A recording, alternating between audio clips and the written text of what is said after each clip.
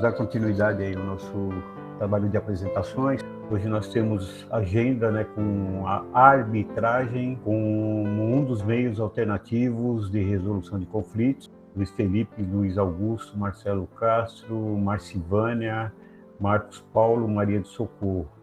E depois, logo na sequência, práticas conexas de mediação e negociação, como acesso à justiça e meios alternativos de resolução de conflitos. Maria Ivone, Milena Gabriela, Milena Machielli, Nicole Cristina. Fizemos a divisão do trabalho da seguinte forma.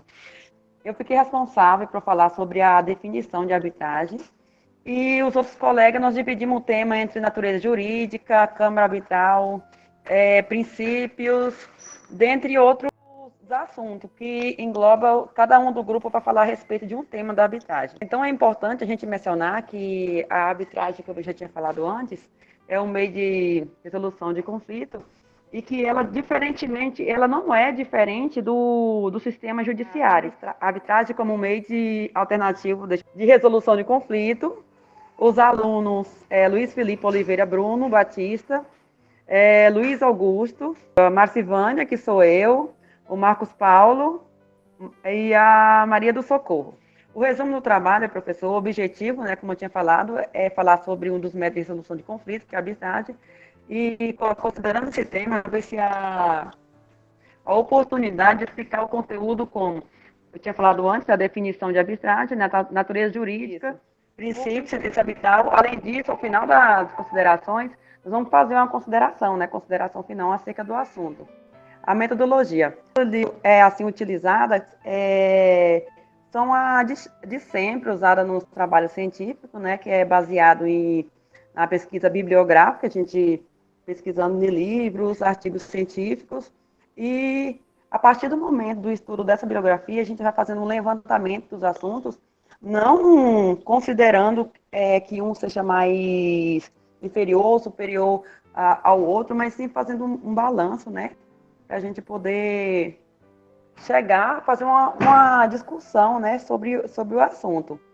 E, ao final, levantar nossas considerações. Como eu falei, a minha parte é a definição, né? Ela é considerada um método de resolução de conflito, onde as partes definem uma pessoa ou entidade. Diferentemente do que acontece, professor, no sistema judiciário, na arbitragem tem essa livre... as partes têm essa liberdade, né, de escolher a pessoa que vai intermediar, que vai arbitrar, a palavra não é essa, intermediação, que vai arbitrar a solução. Então, ali as partes podem procurar alguém que tenha conhecimento específico na área. Vamos supor que a LID, que é ali que envolve as duas pessoas, é algo referente à engenharia ou arquitetura. Então, ali as partes podem procurar uma pessoa específica, uma pessoa técnica, para poder estar fazendo essa arbitragem. Às vezes, essa questão da arbitragem, por ser uma alternativa ao processo judicial, ela é bem rápida e séria. No entanto, ela fica mais onerosa, porque, apesar de ela andar rápida, a pessoa tem que arcar, né? Tem uns custos dessa arbitragem. Então, o que a gente tem que levar em consideração é que a importância dela ser um processo rápido, né? Um processo rápido, e quem vai decidir ali é uma pessoa técnica, uma pessoa que tem um conhecimento da área. E muitas vezes no Poder Judiciário, o juiz ele decide, mas ele não tem aquele conhecimento especializado em determinada área. E é importante mencionar também que todos esse procedimento da arbitragem é baseado na Lei 9.307 de 96, que regulamenta como o procedimento deverá ser feito, como as partes devem agir e o que deve considerar. Olá a todos e todas, meu nome é Luiz Augusto Rezende, e agora dando continuidade aí ao que a Marcivânia falou. Então, a arbitragem, como já foi dito anteriormente, ela é regulada pela Lei 9.307 de 96, instituída mediante um negócio jurídico denominado Convenção de Arbitragem, que compreende a cláusula compromissória e o compromisso arbitral. Essa convenção, ela é um pressuposto processual negativo do processo e acaba ensejando a extinção do feito sem resolução do mérito, e ao contrário dos demais pressupostos processuais, não pode ser conhecida de ofício pelo julgador. Essas cláusulas, tanto a compromissória como a arbitral, né? A cláusula compromissória, por ela, as partes convencionam que as demandas decorrentes de determinado negócio jurídico vão ser resolvidas pelo juízo arbitral. Então, acaba tratando de uma deliberação prévia e abstrata anterior ao litígio. Enquanto isso, o compromisso arbitral é o acordo de vontades posterior ao litígio para submetê-lo ao juízo arbitral. Ele pode existir com ou sem a cláusula compromissória e pode ser celebrado antes ou mesmo no curso da demanda judicial. Me chamo Luiz Felipe e vou falar sobre a natureza jurídica. A natureza jurídica ela é um conceito, falando um pouquinho o que é, né, essa parte. Ela busca explicar o princípio e a essência do instituto jurídico. Então, nesse caso, a doutrina, ela elenca 4 teorias a respeito para poder definir qual seria realmente esse princípio da arbitragem. E nela, as teorias, na verdade, que fazem parte desse arcabouço seria a teoria jurisdicional, a contratualista privatista, a teoria mista e a teoria autonomista. A teoria jurisdicionalista, ela defende que a arbitragem deve ser controlada e regulada pelo Estado, no qual o juiz arbitral só existiria porque a legislação tutelada pelo Estado assim criou. Então, dessa forma, todas as instâncias de recursos arbitrais só seriam positivadas por consequência do Estado judicial do Estado. Então, tudo aqui demanda do Estado, poder do Estado. A teoria privatista ou contratual, ela considera a arbitragem tão somente um negócio jurídico. Segundo até Francisco José, ele diz que uma vez que o árbitro seria conferida a função de solucionar o conflito, no entanto, sem o poder de executar e impor a sentença às partes, que é o monopólio do Estado, isso não teria sentido, né? Então, logo a decisão do árbitro seria, em essência, a extensão do acordo celebrado entre as partes. Então, nós temos a primeira teoria, onde ela informa essa questão da importância da jurisdição, a teoria privatista, onde ela fala a importância, né, tem-se a arbitragem como contrato, e a mais aceita dessas teorias seria a teoria mista, onde se insere na ideia de que a arbitragem ela possui uma característica contratual, no primeiro momento, porque parte, né, de uma autonomia da parte privada e para a escolha, né, e o pacto convencional, e depois, na sentença, o conteúdo jurisdicional. Daí seria a parte pública. Então, você tem essa teoria mista que é a mais aceita justamente por isso, porque no primeiro momento você vai ter esse exercício da autonomia das partes, onde envolve realmente a questão contratual, e no segundo momento a questão jurisdicional, que é onde há a imposição do Estado, né, onde se faz valer a vontade dessas partes. E também, não menos importante, mas também bem tratada pela doutrina, tem a teoria conhecida como autônoma. Ela preceitua que a arbitragem ela é um sistema de solução totalmente desvinculado de qualquer sistema jurídico existente. Então, aqui seria um caso à parte. Ela ainda, lendo a doutrina, ela diz que são utilizados em algumas outros países, é bem aceita essa teoria, mas aqui no Brasil, a mais aceita seria realmente a teoria mista. Eu me chamo Maria do Socorro e fiquei para falar dos princípios da arbitragem. Nós temos o princípio do direito privado e o princípio do direito processual. O Gregor Bárbara diz que o princípio jurídico eles exterioriza os valores de uma sociedade, sendo o farol que guia e orienta a construção legislativa. E aqui na arbitragem não é diferente. Nós temos o princípio da autonomia da vontade, né, que significa que as partes têm autonomia e liberdade para escolher ou não a instância arbitral. Isso é autonomia da vontade. É exatamente esse o esboço principal dessa regra, né? A autonomia da cláusula compromissória é a cláusula em que você assina, dando autorização para que seja nomeado um árbitro e que vai resolver aquele problema para você.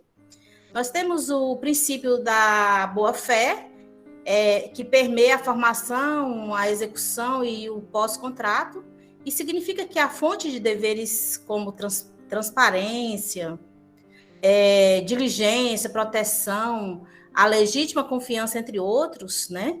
O princípio da boa-fé é aplicado em toda a área da vida humana. É a boa-fé, esse princípio, a boa-fé, nada mais é que a situação em que uma pessoa procura fazer o contrato e procura cumpri-lo. Isso é boa-fé. Quando eu me comprometo a fazer algo, eu irei executar o que eu prometi. Aí nós temos também o princípio da força obrigatória da convenção arbitral.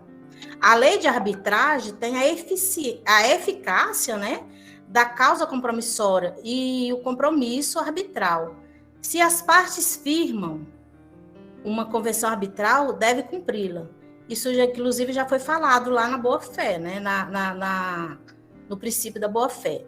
Aí nós temos a relatividade dos efeitos da convenção arbitral. Essa relatividade é a convenção arbitral. Essa convenção arbitral só se aplica às partes, não se força a terceiro integrar, né, num processo arbitral. Só é parte de um processo arbitral quem é parte do convenção arbitral, senão não faz parte.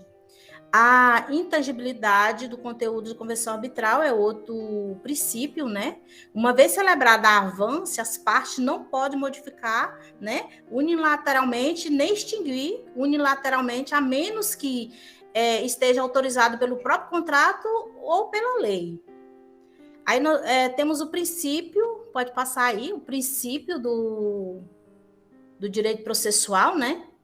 Que primeiro vem o devido processo legal, ele observa, né, esse princípio do devido processo legal, ele observa o conjunto mínimo de garantias que destina a assegurar o exercício jurisdicional democrático. Temos também o princípio da ampla defesa e o contraditório. Aqui se percebe claramente a natureza jurisdicional da arbitragem, uma vez que deve ser respeitada tais princípios. O contraditório e igualdade das partes, nesse caso, o autor e o réu devem ter o mesmo peso processual. O contraditório e a igualdade das partes é a hipótese em que nós respeitamos as partes dentro do respectivo processo. Se esse princípio do contraditório não for respeitado, aquela decisão árbitra, ela é considerada nula. Isso se chama de equidade processual. A equidade processual é dar a oportunidade para que todos se manifestem naquela situação. Nós temos também o princípio da fundamentação das decisões jurisdicionais, que é nada mais que a fundamentação, né? E que deve ser explicar o porquê de o árbitro decidir daquela forma. Temos também o princípio da igualdade das partes, paridade de armas, né? Também previsto na lei de arbitragem, que é fundamental esse princípio. O árbitro não pode dar tratamento diferenciado de forma alguma para as partes. Já foi falado lá no contraditório. Temos também o princípio da imparcialidade e independência do árbitro. A lei de arbitragem diz que o árbitro está sujeito às normas de impedimentos, sujeitos, né, aos mesmos impedimentos que o juiz de direito. Esse princípio é um pressuposto necessário para que exista a validade do termo arbitral. Somente um árbitro imparcial, ou seja, que não tenha nenhuma ligação com uma das partes, pode ter conotação com aquilo. Exemplo, eu posso chamar minha mãe, eu não posso chamar minha mãe para ser árbitra no meu caso, né? Nós temos também o princípio do livre convencimento do árbitro. As partes não podem restringir o direito do árbitro de produzir provas e colher elementos para formar sua convicção. Temos o princípio, o último, né? Competências e competências significa que uma vez que as partes nomeiam o árbitro, ele é competente para resolver aquele problema. Ou, por exemplo, quem já julgou quem julga se a causa é compromissória ou compromisso arbitral é válido e eficaz é o próprio árbitro escolhido. Pessoal, quanto ao procedimento arbitral. O procedimento arbitral ele é marcado pela flexibilidade. E essa flexibilidade acaba se revelando como uma das principais características da arbitragem. Porque, além de poderem escolher os árbitros, às partes também é dado o poder de escolher as regras específicas sobre as quais o árbitro irá se utilizar para conduzir o procedimento arbitral. Essa condução do procedimento de arbitragem por meio de regras previamente estabelecidas, pelas próprias partes, inclusive, ela molda a arbitragem de modo que, por meio dessas escolhas, é possível que seja realizada uma arbitragem mais flexível ou, então, uma arbitragem mais rígida. Uma arbitragem com um maior ou com um menor grau de formalidade e de celeridade. Entretanto, caso não exista acordo entre as partes quanto ao procedimento escolhido, ou o árbitro vai escolher, ou então vai ser aplicada a legislação do Estado que figura ali como o local da arbitragem. O objetivo de todo esse procedimento é a sentença, que vai ser abordada mais para frente, com a qualidade e rapidez, né? E saindo daí todos os esforços para diminuir a burocracia, né? Toda essa judicialização da lei, evitar uma formalidade ineficiente e um expediente muitas vezes protelatório. Então é um procedimento mais prático no sentido de conseguir o melhor resultado dos atos praticados. Só que essa liberdade também, dada às partes, é importante a gente ressaltar isso, ela também é vigiada, porque a arbitragem ela se submete ao princípio geral do devido processo legal, por meio do qual se impõem regras, né, de preservação do direito ao contraditório, igualdade entre as partes, imparcialidade do árbitro e do seu livre convencimento, que nem a colega acabou de conversar com a gente a respeito. Bom dia a todos, eu sou Marcos Paulo, vou explicar sobre a sentença arbitral, né? A sentença arbitral, como disse o colega Luiz, ele é o fim do procedimento arbitral, ela é o objetivo do procedimento arbitral. A sentença arbitral, ela será proferida pelo árbitro e após um prazo o prazo de regra seria um prazo acordado pelas partes, porém, se esse prazo não é determinado pelas partes, a lei da arbitragem, a lei 9.307/96, determina um prazo de 6 meses, que será se não acordado, né? Se as partes não determinarem um prazo de determinação de sentença. Esse prazo ele não é final, ele pode ser prorrogado, também se de comum acordo pelas partes. A sentença, ela segue, a sentença arbitral, ela segue um modelo muito parecido com a sentença judicial, que também é determinado pela lei da arbitragem, que segue, primeiro, deve-se qualificar as partes, né, o nome das partes, depois segue-se por um relatório, que seria um breve relato dos fatos, que giram em torno do litígio. Depois segue-se a fundamentação, que seria o direito, né, aplicado ao caso, e aqui deve-se deixar bem claro, se for usado o juízo de equidade. E o dispositivo, que seria a determinação em si, né, a decisão em si que o árbitro tomou para o caso, né? E a data e local do arbitramento.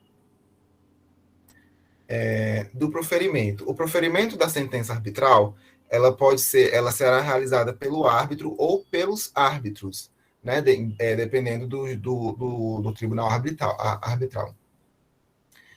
E ela será assinada pelo árbitro ou pelos árbitros. Sendo uma pluralidade de árbitros, pode haver discordâncias, né, entre a decisão e a solução que é chegada à decisão. Havendo discordância, serão votados pelos árbitros, e se houvendo empate, o presidente do tribunal terá o voto de Minerva, né, ele desempatará. É salvaguardado o direito ao árbitro discordante de declarar seu voto em separado, né?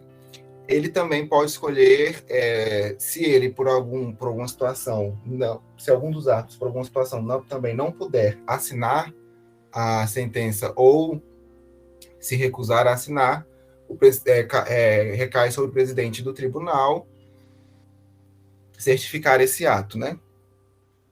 E quando há acordo, né? O acordo ele pode ser realizado, o acordo entre as partes, o comum acordo entre as partes, da resolução do mérito poderá ser acordado entre as partes durante o procedimento anterior à sentença, né? Se ocorrer, a sentença ela homologará esse acordo, muito parecido com o procedimento civil, né? Em relação à nulidade, a sentença arbitral ela pode ser nula e ela pode ser nula de acordo com os termos do artigo 32 e seguintes da lei da arbitragem. Ela é nula quando for proferida por alguém que não pode ser árbitro, se for proferida fora de convenção de arbitragem, não cumprindo os requisitos que eu acabei de citar, ter sido proferida por prevaricação, concussão ou corrupção passiva, e ter sido proferido fora do prazo, ou não cumprir os princípios do contraditório, da igualdade das partes, da imparcialidade do árbitro ou de seu livre conhecimento, como foi explicado pela colega Maria de Socorro. A nulidade ela pode ser requerida pelas partes e ela tem um prazo decadencial de 90 dias. Então, que segue as regras do Código de Processo Civil, né? Bom, nossas considerações finais. A apresentação, o trabalho teve como objetivo explicar um pouco sobre como funciona a arbitragem e como é esse procedimento e mostrar que ele é um procedimento alternativo ao processo civil, né, ao processo judicial. A arbitragem, ela segue e ela tem uma celeridade, ela tem uma legitimidade técnica, porque o árbitro ele não é qualquer pessoa, né? Ele tem uma especialização em resolução de conflitos e muitas das vezes no assunto específico, né? Um conhecimento técnico específico sobre o fato, sobre a tecnicidade que rodeia o fato. Bom, é isso. Eu agradeço a todos por terem nos ouvido, nos dado essa oportunidade. E é isso, bom dia.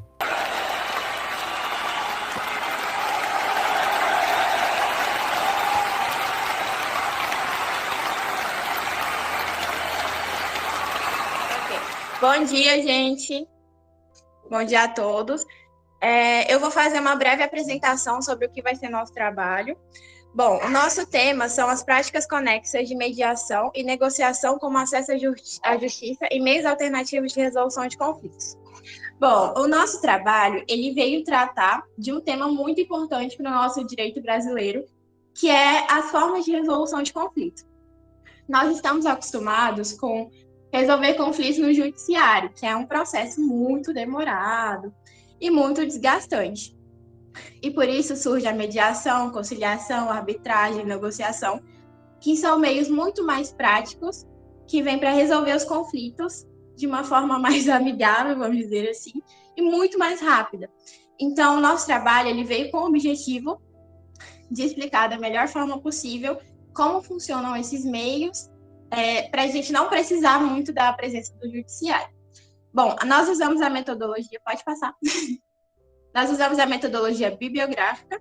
Eu coloquei a hipotética dedutiva, porque nosso trabalho foi baseado em referências bibliográficas de grandes autores, assim como eletrônicas também. Artigos, pesquisas, sites jurídicos e obras específicas sobre o tema. Gente, eu vou adentrar mais sobre essa questão das práticas conexas, né, de mediação e negociação com o acesso à justiça. Eu vou começar fazendo uma diferenciação bem simplória mesmo do que seria a conciliação e a mediação, né, porque mais adiante as colegas vão adentrar mais sobre essas questões. Enquanto a conciliação, ela se dá dentro de um processo judicial, a mediação ela vai ocorrer fora do processo judicial, né? Então, assim, a gente vê a prática de mediação e de negociação como uma alternativa que visa oportunizar uma comunicação mútua, onde as partes envolvidas possam ser sujeitos daquela relação, né, que eles estão inseridos, né. Aqui também é possibilitado que as partes compartilhem suas dúvidas, os seus anseios, os seus sentimentos relacionados àquele problema, né?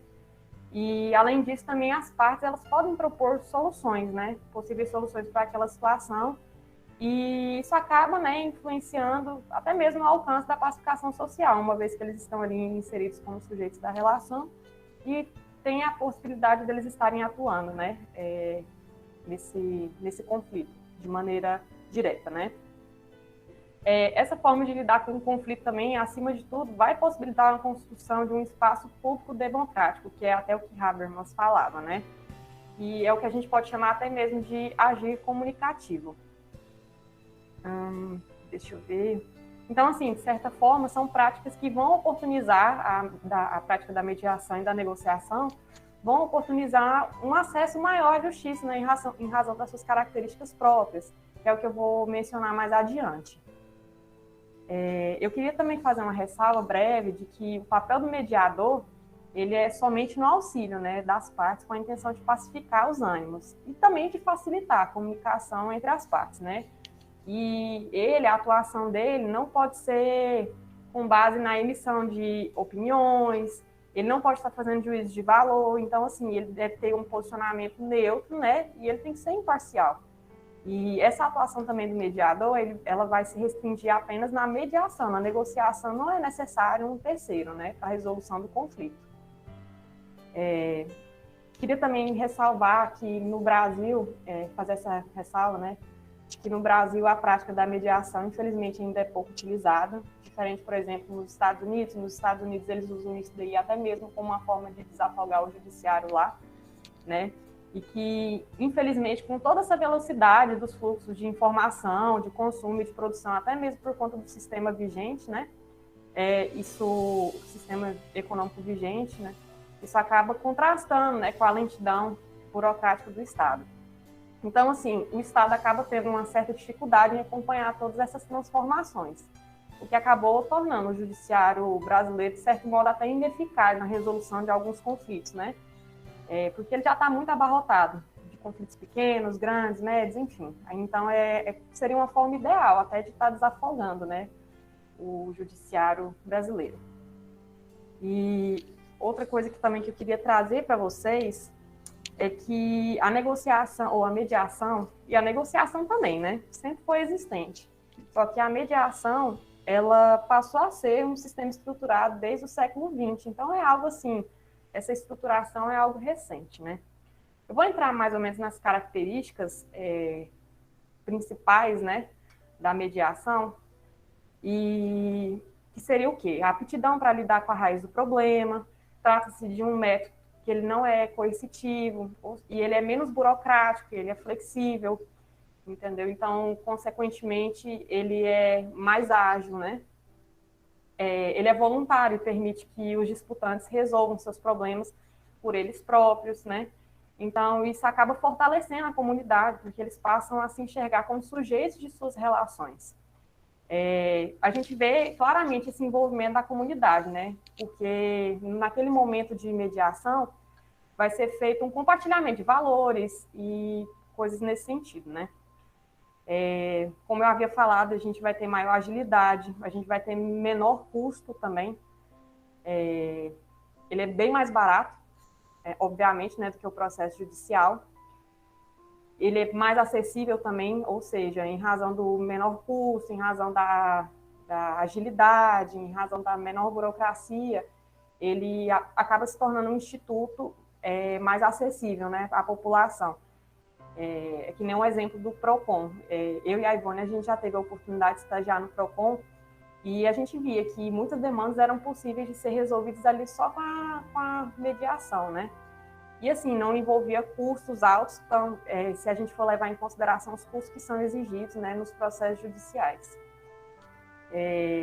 Como eu havia reiterado, né, como eu havia falado mais acima, ele desenvolve essa capacidade de comunicação entre os membros da comunidade, vai reduzir o congestionamento dos tribunais, vai reduzir as tensões também da comunidade, porque, assim, o que acontece? nessas práticas, a gente pode falar até mesmo uma certa prevenção de conflitos que podem vir a surgir, né, futuramente. Deixa eu ver o que mais que eu posso estar elencando. Sobre essa questão de estabelecer um vínculo de empoderamento da comunidade, né, porque a comunidade vai estar fazendo parte daquela mediação, daquela negociação, né. A gente vê que é um estreitamento de laços que ocorre nesse instituto, né? Nesses dois institutos. Outra coisa, com relação a essa questão da rapidez, gente, realmente é um procedimento bem rápido, enquanto no processo judicial uma demanda pode demorar meses ou até anos para ser solucionada, né? Com esses institutos da mediação e da negociação, a gente pode vislumbrar a possibilidade daquele conflito se resolver em questão de semanas ou até mesmo em questão de dias. Entendeu? Então, assim, a gente vê que ele é algo bem efetivo, né? Além dessas práticas, né, de negociação e mediação que eu ainda mencionei, a gente também pode resolver aquele conflito sem ter que envolver preceitos normativos, sem ter que envolver legislação, né? Então, isso acaba deixando de lado aquela cultura adversarial, aquela polaridade no qual a intenção é ganhar aquela briga. Porque, às vezes, quando a intenção é partir para a briga, às vezes até mesmo o propósito inicial, que seria, no caso, a pacificação do conflito, né, acaba sendo deixado à parte. Às vezes se torna até mesmo um conflito de egos, né, aquele processo. E é isso, gente. Eu vou dar continuidade na apresentação. Bom dia a todos. Eu sou a outra Milena Matielli, né? Que no grupo tem duas Milena, então tem que se identificar. Bom, eu vou falar um pouquinho sobre a mediação no âmbito dos meios alternativos de resolução de conflito, mas antes disso eu vou dar uma pincelada sobre essa questão dos meios alternativos de resolução de conflito, né? Bom, os meios alternativos de resolução de conflito, eles são formas de resolução de conflito que não são impostas pelo Poder Judiciário e garantem uma maior celeridade, né, a velocidade, menos gastos e esse trâmite judicial demorado que é bem conhecido aqui no nosso país, né? Eles podem até mesmo ter participação do judiciário, mas a decisão final acerca da solução do problema não será dada pelo magistrado, né? No nosso país, existem duas espécies de resolução de conflito, que são a autocomposição e a heterocomposição. A autocomposição, ela segue o princípio do acordo entre as partes, né? Que segue o princípio da autonomia das vontades. Dentro da autocomposição, a gente encontra tanto a mediação como a conciliação, porque elas são conhecidas como métodos consensuais de resolução. Já a heterocomposição, ela possui dois principais métodos. O da jurisdição, que é o conhecido, que o direito segue normalzinho, e a arbitragem, que a arbitragem é um método alternativo de resolução de conflito, né?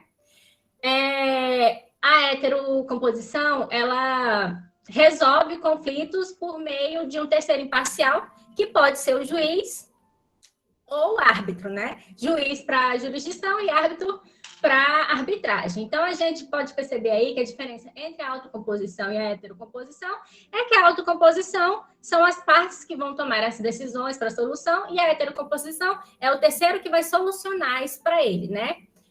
Bom, vamos continuar aqui. Agora eu vou falar um pouquinho da diferença da mediação para conciliação e arbitragem. Bom, a mediação, no âmbito da resolução de conflito, ela é considerada uma abordagem multidisciplinar que reforça a liberdade individual, né? Ela tem como principal objetivo a inclusão social, a paz social, a rapidez, e normalmente a mediação no Brasil ela é mais utilizada para conflitos familiares. Não quer dizer que só seja para isso, mas a grande maioria, o foco é para conflitos familiares, né? O mediador, dentro da mediação, ele vai estar lá para avaliar o contexto que causou esse problema, a disputa no caso, né? E dentro da mediação, a gente tem que perceber que, normalmente, as partes que vão para buscar a mediação, elas já tinham uma afinidade anterior. Então, essa afinidade anterior que normalmente gera o conflito atual. Então, o mediador ele vai estar lá para restabelecer a comunicação entre elas e tentar garantir que haja um mínimo de comunicação e respeito entre as partes para a validação da mediação, né? Ele também vai tentar restaurar a relação social entre os envolvidos. Então, essas são as principais características da mediação. Já a conciliação, ela tem o objetivo o objetivo dela é uma solução mais rápida, mais objetiva, né? Normalmente na conciliação eu coloquei como casos mais simples, eu coloquei como casos mais simples porque são pessoas, as partes, elas não possuem um vínculo anterior. Um bom exemplo de conciliação é um acidente de carro. As partes não se conheciam, acabaram batendo o carro no trânsito, aí buscam a conciliação para resolver aquele problema objetivo, que é saber quem vai pagar, o problema de quem, coisa e tal. E depois que resolvido esse problema, que o conciliador ele vai propor soluções para a parte decidir se é isso mesmo que elas querem, coisa e tal, para ver o que fica melhor para as duas partes. As partes vão seguir e podem não manter vínculos e tudo mais. Então, essa parte do vínculo que a mediação e as partes possuem é bem diferente da conciliação, que esse vínculo não existe, né? Não precisa existir um vínculo entre as partes, enquanto a mediação existe. Já a mediação comparada à arbitragem, aí já fica bem maior, né? Primeiro porque um é autocomposição, a outra é heterocomposição. A arbitragem eu não vou aproveitar muito, porque o outro grupo já falou bastante, né, sobre arbitragem, deixou bem claro para a gente, mas a arbitragem ela é muito semelhante ao processo judicial, mas ao invés da morosidade do judiciário, as partes dependem da Câmara Arbitral, que é uma espécie de tribunal privado. Bom, a arbitragem, os árbitros são em números ímpares e quem vai tomar a decisão é o árbitro. Então, isso daí já fica bem claro, né? A autocomposição, quem toma as decisões na mediação, que é uma autocomposição, ela vai estar as partes tomando a decisão, tem um vínculo, enquanto na arbitragem, quem vai tomar essa decisão é o árbitro. Então, assim, essas são as principais diferenças da mediação com a conciliação e a arbitragem, que são os meios de mediação mais conhecidos, né?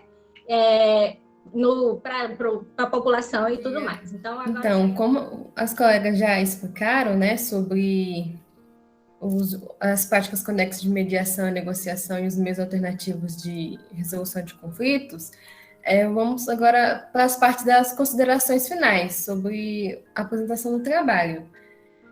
Como as colegas explicaram, que a mediação é um processo pacífico de resolução de conflitos em que uma terceira pessoa, que é, no caso, o mediador, que vai ser imparcial, independente, ele vai facilitar o diálogo entre as partes para que elas, em conjunto, consigam propor soluções para o conflito delas. E como a colega tinha explicado, a mediação ela é mais recomendada em caso em que as pessoas têm algum vínculo, seja familiar, de amizade, ou entre a vizinhança, né? Pois a mediação ela busca preservar as relações que as pessoas já tinham, né, antes desse conflito. Já a negociação, né, ela é um pouco mais, tem um conceito um pouco mais, ela é mais diferente dos outros mecanismos de autocomposição, sendo que a gente tem autores, né, como o Carlos Eduardo de Vasconcelos, ele fala que na negociação, o objetivo dela é lidar diretamente, sem interferência de terceiros, com aquele conflito, né, com aquelas pessoas, mas na busca de solucionar aquela disputa, de uma forma que eles consigam chegar a um acordo em que ambas as partes tenham ganhos mútuos. Já a conciliação, né, ela é bem mais direta e objetiva, né, e as pessoas envolvidas, as partes, elas não possuem assim, um vínculo assim, familiar ou de amizade, né, como a colega deu um exemplo de um acidente de carro, né, as pessoas bateram um carro, né, vai ter que decidir quem é que vai pagar, né, elas não tinham assim um vínculo, né. E na arbitragem, né, já como a colega também explicou e o outro grupo, né, é um terceiro imparcial que vai impor sua decisão sobre aquele conflito, sendo que as partes já tinham convencionado antes que em caso de um conflito, né, ia se submeter ao juiz arbitral. Então, dessa forma, a gente vê que a opção por um meio alternativo de solução de conflitos, ela pode ser bem mais proveitosa para todos, pois ela é bem menos burocrática, né, do que a via judicial e mais célere. Sendo que, se a gente for ver, né, que for analisar, o judiciário, né, ele tem bastantes demandas, e quando você opta pela via judicial, né, você tem a questão da morosidade da justiça, né, e também hoje já tem muitos debates entre os juristas sobre a optar mais pela uma via dos métodos alternativos, dos meios alternativos de solução de conflitos, né, porque a quantidade de processos que tem o judiciário, o tempo que se leva para resolver, às vezes prejudica bastante, né? Sendo que se optar por uma via assim, de um dos meios alternativos de solução de conflitos, você pode ter uma decisão, você pode resolver aquele conflito de uma forma bem mais rápida. Então, é isso. Agradeço pela presença de todos. Eu queria até mesmo agregar no que você acabou de falar, Nicole, porque realmente esses meios alternativos de resolução de conflitos, eles são tão importantes. E assim, a gente vê que essa cultura adversarial é tão presente, pelo menos enquanto eu estava atuando lá no Procon, a gente via que às vezes chegava, um exemplo, um requerente no qual ele tinha comprado um aparelho celular que ele tinha um vício redivitório, ou seja, que seria um vício oculto. Às vezes ele nem buscava a empresa para tentar resolver o conflito, ele já ia imediatamente ao Procon, já falava que se não fosse resolvido lá, ele já ia diretamente no juizado de pequenas causas. Então, assim, e às vezes são questões que a gente conseguia resolver até mesmo por meio de uma ligação, a gente entrava em contato em questão de horas, a gente resolvia, nem precisava passar para audiência de conciliação nem nada, a gente ali embaixo a gente já conseguia resolver, né? Então, assim, são meios que economizam tempo, economizam dinheiro, economizam até mesmo desgaste, né, para as partes que estão envolvidas.